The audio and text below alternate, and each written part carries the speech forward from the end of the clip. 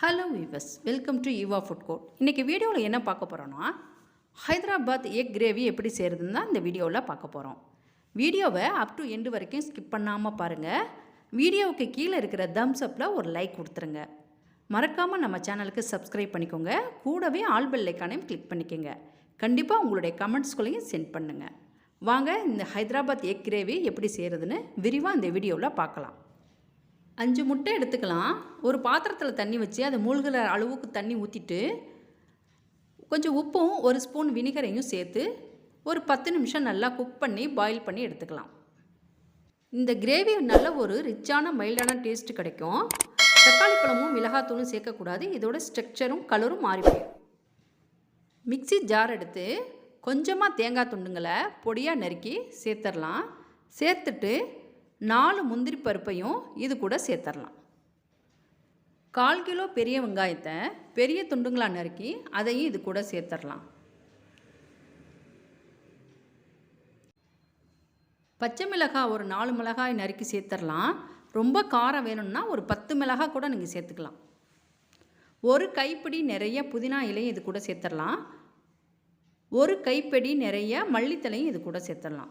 சேர்த்துட்டு நல்லா நைஸாக அரைச்சி எடுத்துக்கலாம். இதுக்கு மசாலா பொருள் என்னென்னு பார்த்துடலாம். 1 ஸ்பூன் கரம் மசாலா, 1/2 ஸ்பூன் ஜீரகத்தூள், 1/2 ஸ்பூன் மிளகுத்தூள், 1 ஸ்பூன் ஆச்சி சிக்கன் மசாலா. பேன் அடுப்பில் வச்சுட்டு கொஞ்சமாக பட்டர் சேர்த்துக்கலாம்.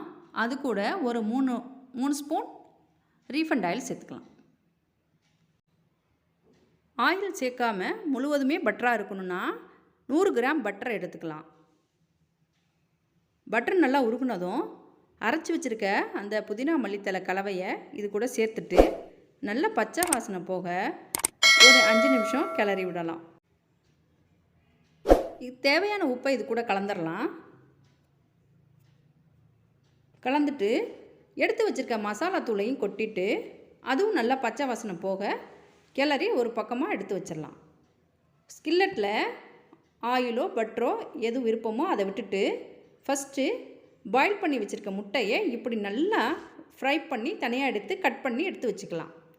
அதே ஸ்கில்லட்டில் பெரிய வெங்காயத்தை நீல வாக்கில் நல்லா பெரிய பெரிய சைஸாகவே கட்டையாகவே நறுக்கி நல்லா கண்ணாடி மாதிரி ஆகிற வரைக்கும் ஃப்ரை பண்ணிக்கலாம். இப்போ ஒரு கொத்து கருவேப்பிலை இது கூட சேர்த்துடலாம். 1 ஸ்பூன் இஞ்சி பூண்டு பேஸ்ட்டையும் இது கூட சேர்த்துட்டு நல்லா பச்சை வாசனை போக நல்லா கிளறி விட்டுறலாம். கிளறி விட்டுட்டு இதுக்கு தேவையான உப்பையும் சேர்த்துடலாம். திரும்பியும் ஒரு 1/2 ஸ்பூன் மிளகுத்தூள் இது கூட சேர்த்துடலாம். நல்லா ஃப்ரை ஆனதும் வறுத்து வச்சுருக்க முட்டை துண்டுங்களையும் இதையும் அந்த கெட்டியான கிரேவியில் சேர்த்து கடைசியாக கொஞ்சம் மல்லித்தலை தூவி விட்டு பரிமாறிடலாம்.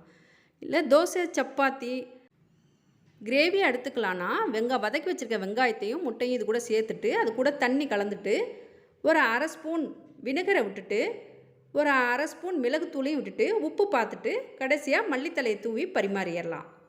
இப்போ பாருங்கள், சூப்பரான ஹைதராபாத் எக் கிரேவி நமக்கு கிடச்சிருக்கு. 2 விதமாக அதை நம்ம யூஸ் பண்ணிக்கிறலாம்.